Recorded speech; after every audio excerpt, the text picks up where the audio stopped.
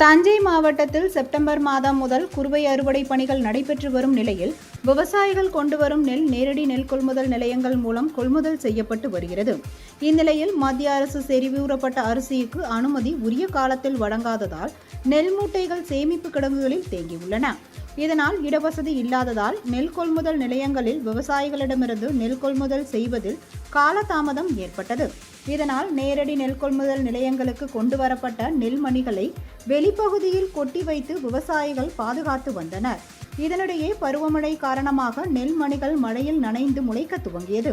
இதனால் விவசாயிகள் பெரும் பாதிப்பை சந்தித்த நிலையில் தற்பொழுது 2 சரக்கு ரயில்கள் மூலம் நேரடி நெல் கொள்முதல் நிலையங்களில் உள்ள 4000 டன் நெல் அரவைக்காக கிருஷ்ணகிரி மற்றும் திண்டுக்கல் ஆகிய மாவட்டங்களுக்கு செல்லப்படுகிறது. இதையடுத்து வரும் 31ஆம் தேதிக்குள் அனைத்து பகுதிகளிலும் நெல் கொள்முதல் செய்யப்படும் என அதிகாரிகள் தெரிவித்துள்ளனர்.